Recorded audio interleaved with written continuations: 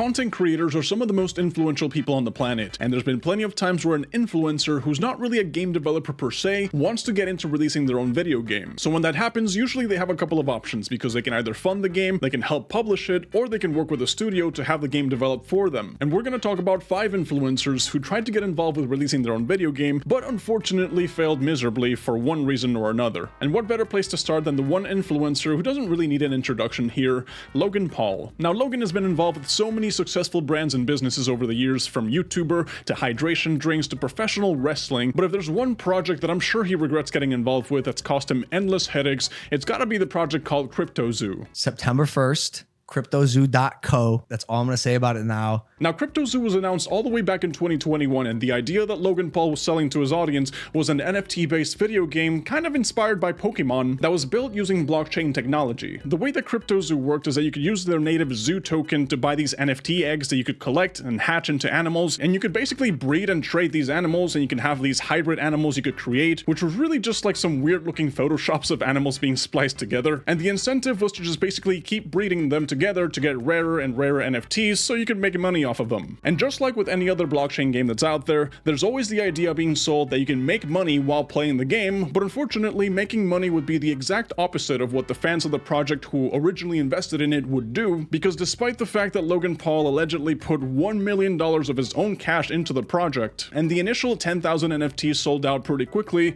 the game would unfortunately never see the light of day. And the reason for that is because the development team that Logan Paul hired to work on the project would only announce delays. It was just delays after delays without showing any sign of having done any type of significant work on the project, to the point where even after a year after its announcement, CryptoZoo still had nothing to show for itself in terms of playability or future projections of what they think the game would even look like. So obviously the investors of CryptoZoo and the Zoo token were feeling like they got rug pulled after Logan Paul made so many back-to-back promises of how great the game was going to be, only for him to just end up quietly walking away from it. And it wasn't until another YouTuber by the name of CoffeeZilla made a series of expose videos on Logan Paul and CryptoZoo that the matter really entered the mainstream and forced Logan Paul to come out with a statement saying that CryptoZoo was officially cancelled. But just because CryptoZoo got cancelled doesn't mean the nightmare's over for Logan Paul, because this is still affecting him to this day. Because when you decide to get involved with cryptocurrency and involve your audience with it, there's a lot of legal and regulatory issues that I'm sure Logan Paul wishes he had just never got involved with in the first place. Because it's not like what happened with Laserbeam and Fresh, where they actually did manage to release a game that was supposed to compete with Fortnite,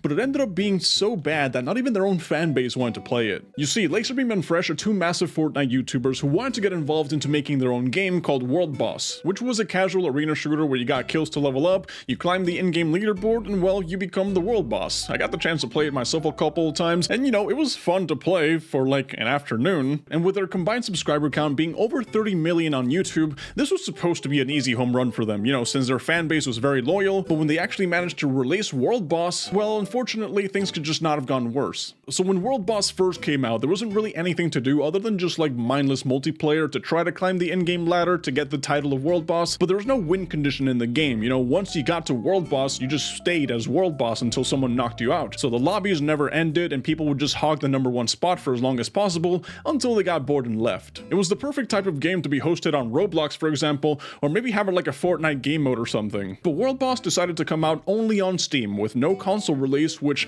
most of the fan base for Laserbeam and Fresh are on console, and they had almost no marketing either.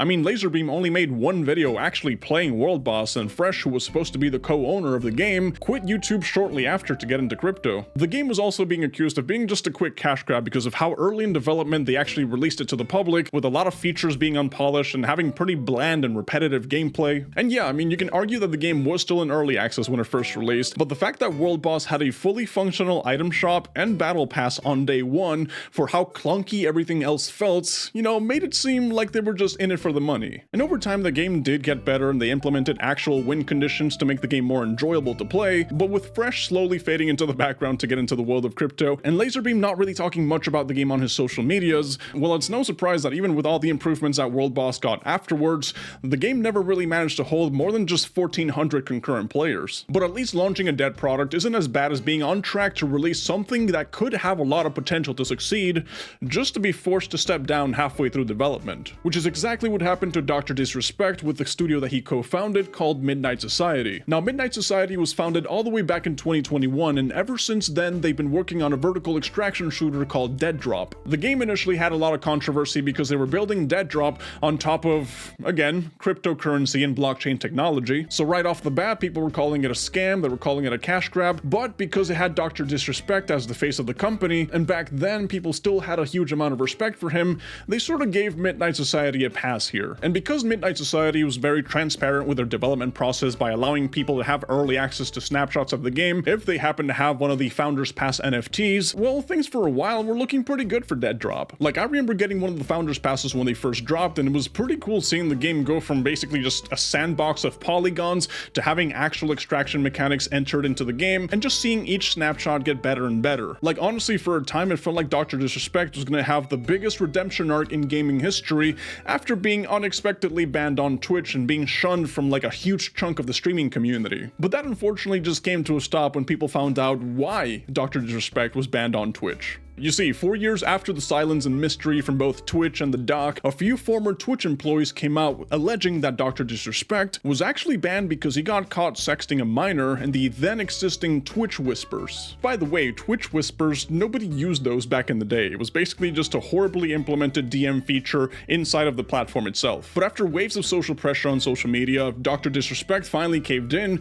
and came out with a now deleted statement on X admitting to sending messages to a minor in 2017 that sometimes leaned too much in the direction of inappropriate, but denied any illegal activity or wrongdoing that would categorize him as a predator. So according to the doc, he's in the clear, no crimes were committed, everything's fine. But that's what people always say. And that didn't stop his studio from dropping him almost immediately, because Robert Bowling, the studio head at Midnight Society, came out with a statement pretty quickly saying that they were just done working with Dr. Disrespect, which obviously is the smartest thing to do for the company. You don't want that type of person to be the face that represents you. But like, imagine you get the people together and you come up with this idea for a company, and then you work for years laying the groundwork for what could have been a revolutionary game just to be forcibly removed from said company.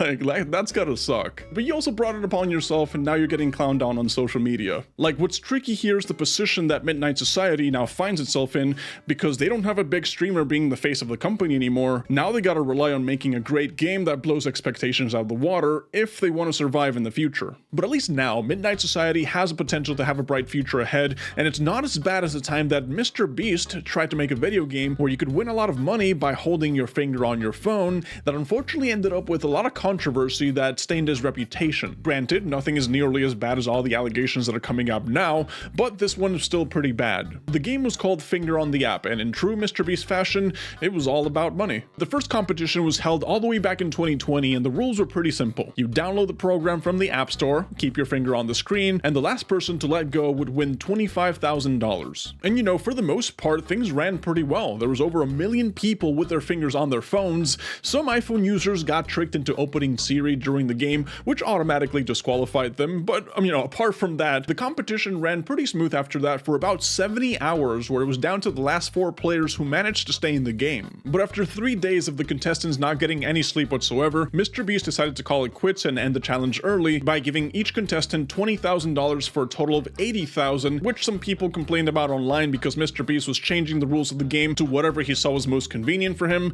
But overall, Finger on the App 1 was considered a huge success, and all those complaints were nothing compared to the controversy that came when Mr. Beast tried to do this challenge again with Finger on the App 2. So the Finger on the App 2 challenge happened all the way back in March of 2021. A lot of controversy happened in 2021, but the cash prize here was raised to $100,000, and Mr. Beast was on top of the world, having gained millions of subscribers and an explosion of popularity. But unfortunately, everything that could have gone wrong with this challenge ended up going wrong. So Finger on the App 2 started off pretty normal, the challenge was going fine, but there was a few glitches that started showing up throughout the game that were either making people randomly lose lives that they purchased, or just outright kicking out a bunch of players at a time who reportedly never lifted their fingers from the screen. And because a lot of people were deciding to livestream their challenge on Twitch, you could see in real time how the app would just start glitching out and make them lose instantly. So clearly there was a lot of things that were going wrong with Finger on the App 2, and throughout the whole experience, Mr. Beast was trying to do as much damage control as possible by trying to keep people calm on Twitter. And even Beast Games themselves, the studio that developed finger on the app was stating that a few potential reasons range from touchscreen sensitivity to accidentally touching the screen with a second finger, moisture from sweating, or just people just having connection issues. And while that did explain some of the issues that were causing people to get automatic losses, well, there were still a large number of players who had no explanation as to why they lost, and this was really looking like Beast Games and Mr. Beast were just looking for reasons to avoid taking responsibility for how terribly the game was developed and for wasting so many people's times with it, which put Mr. Beast at a pretty negative light at the time. Now let's talk about a YouTube channel that started off as just two guys making World of Warcraft boss guide videos that over time grew in popularity and expanded into other games like Gmod and Minecraft, and they managed to turn that simple concept of a YouTube gaming channel into a massively successful network running multiple channels with millions of subscribers, a few successful podcasts, and they even ventured into video game publishing. So what I'm talking about is the Ycast YouTube channel, and they've managed to publish a couple of games under the Ycast Games umbrella, with their most successful title being Played Up, which is a roguelike restaurant management game that made over $1 million just 12 days after it came out. But it wasn't always sunshine and rainbows for the Ycast team, because when they tried to work with Winter Cool Games to release their very own title called Yog Ventures, well, unfortunately, there were a lot of unexpected problems that happened during the game's development. So the game started off gathering funds on Kickstarter with a target goal of $2,500,000, and it was supposed to be an open world sandbox game where you could create your own experiences to play multiplayer with and share with your friends. It was supposed to be the ultimate modder's paradise with so many customizable options, and it was kind of like Minecraft. You know how you can play Minecraft the game, or you can make games inside of Minecraft for other people to play and, have these multiplayer experiences with. That was what Yog Ventures was supposed to be. The Ycast team also uploaded a bunch of videos to their channels with updates of how the game was going, and the Kickstarter ended up raising over twice the target goal with over $500,000 to work with. The big problem here is that this was a big concept, a big idea for what the Ycast team wanted the game to be, and this was Winter Cool Games' first game ever being developed. There was also a lot of problems with how the development of the game actually went, starting off with a terrible mismanagement of Kickstarter funds that were supposed to be used to develop Yog Ventures, and a lack of developers to be able to actually work on the game. So Winter Cool Games had a lot of money to work with, but not enough people to actually build the game. And heck, even one of the artists that was supposed to be working on Yog Ventures left the team halfway through the development without finishing his work. And that normally just wouldn't be a problem, but he actually got paid in full by the time of his departure, and there was no legally binding contract saying that he had to stay there and finish the work in order to get paid, so he kind of just took the money and ran. And apparently the physical rewards that the backers were due to receive for supporting the Kickstarter also apparently cost him a sizable chunk of money. So Winter Cool Games unfortunately just didn't have enough money to be able to finish Yog Ventures, the game got cancelled, and well, the company went bankrupt, which as a result just ended up leaving a sour taste in the mouths of the people who originally supported the game's development, a lot of them probably just first-time supporters who didn't know how Kickstarter funding worked, and they just got burned in the process, so that led them to believing that they just got scammed by the Ycast. And even though the Ycast has managed to release a bunch of really successful titles ever since that first initial flop, well, it's still interesting to see how even the biggest companies, the biggest YouTubers, the biggest influencers can still mess up pretty bad when it comes to making a game. And yeah, that's all I really want to talk about with you guys, so thank you guys for watching. I appreciate it, and I'll catch you on the next one.